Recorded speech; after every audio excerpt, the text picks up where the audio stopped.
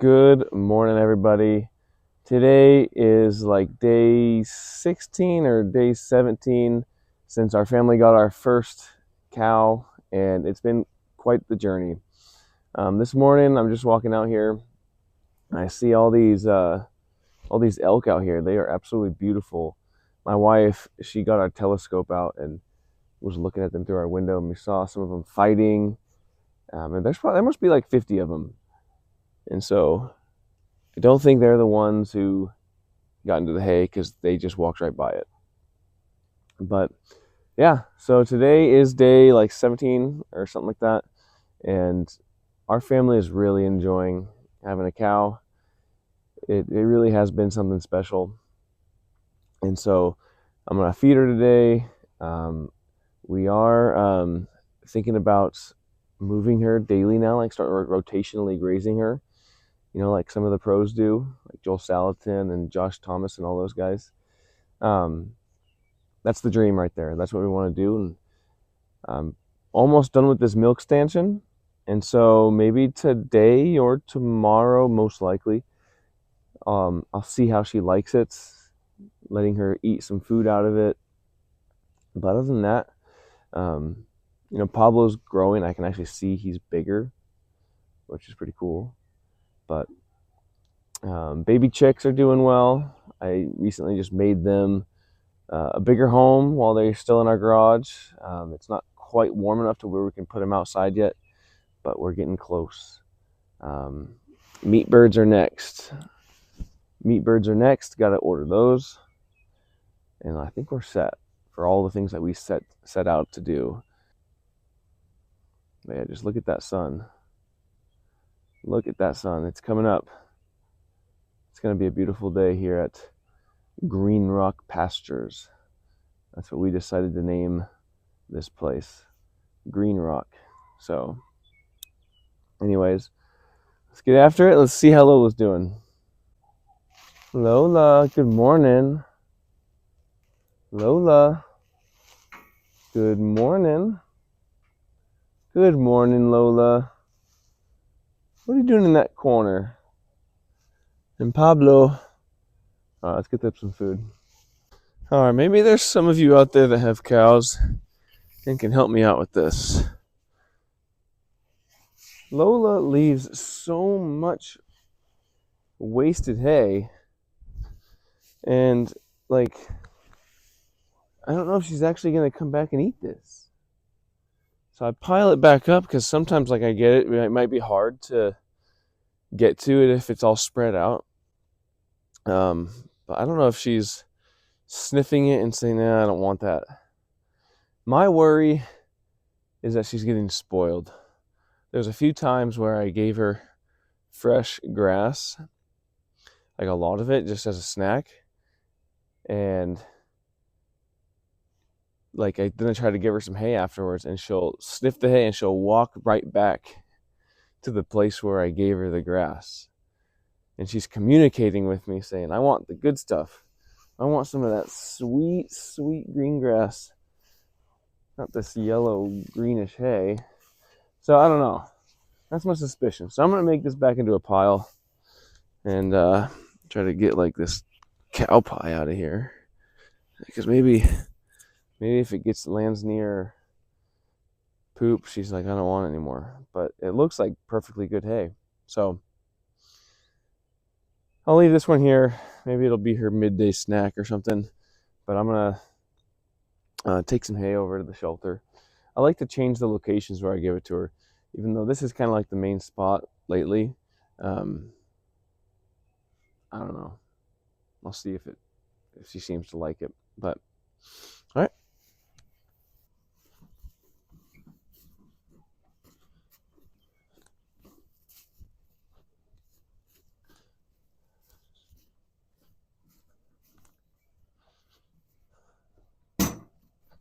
Hey, Lola.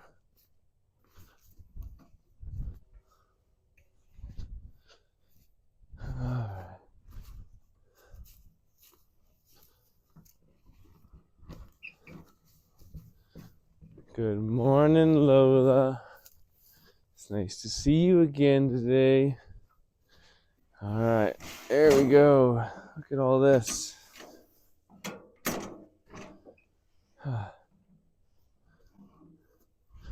You want a morning snack?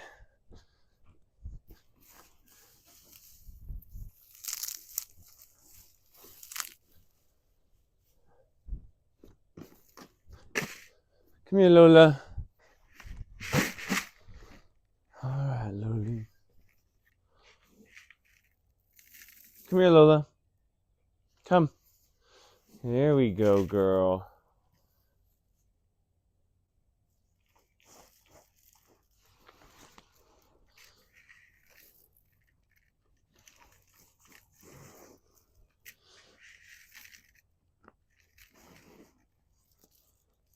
Yeah, is that yummy? Here, look. Give you one more. I'll sprinkle some on your hay there.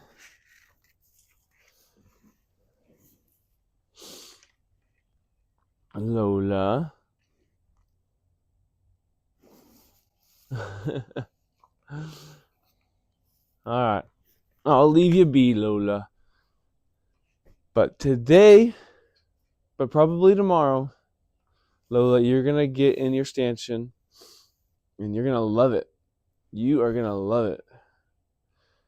I wonder if I made it big enough, to be honest. I think it is. I made a stanchion and I think I made it a little too wide. I don't know. We're going to find out. So, man, look at this sunrise out here. You know, in a couple of videos ago, I was talking about gratitude and being thankful.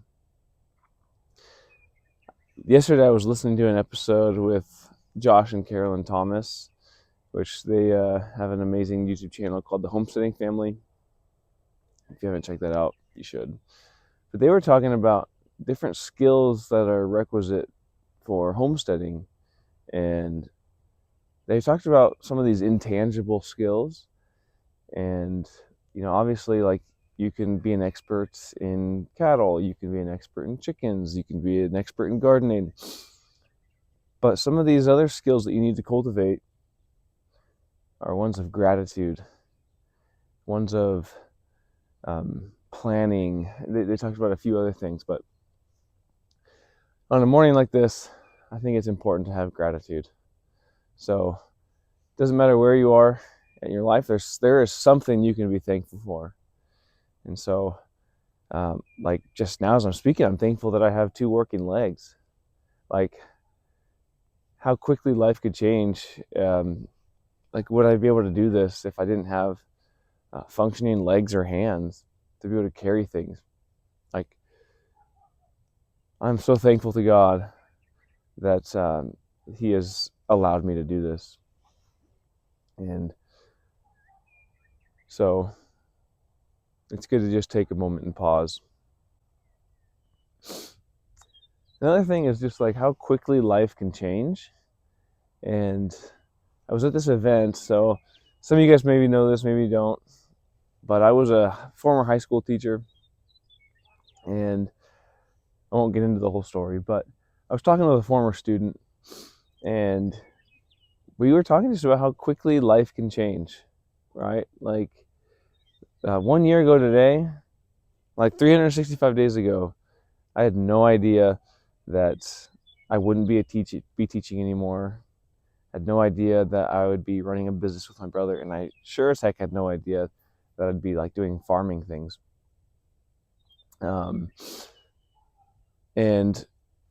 I was just talking to him about how, like, your entire future can be decided by a few seconds. A decision to do this or a decision to do that. A situation that confronts you where you're forced to decide. And what you do in that moment can literally alter the trajectory of you and your family's life. And so I think we need to be grounded, have our moral instincts rooted in the Word of God and in truth, and yeah, you never know what your life could look like in 1 year from now. It could be completely different. And I pray that it's for the better.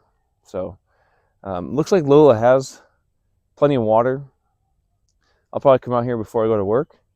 But yeah, sometimes we just got to take it in. If you're not out in the middle of in a rural area and you're not on acreage, that's fine. Right now it's the spring, so right now be planning on what you're going to be gardening. Start laying those seeds, and maybe look getting some chickens if your city allows you to have chickens. That's what we started out doing, and so you can homestead no matter where you're at.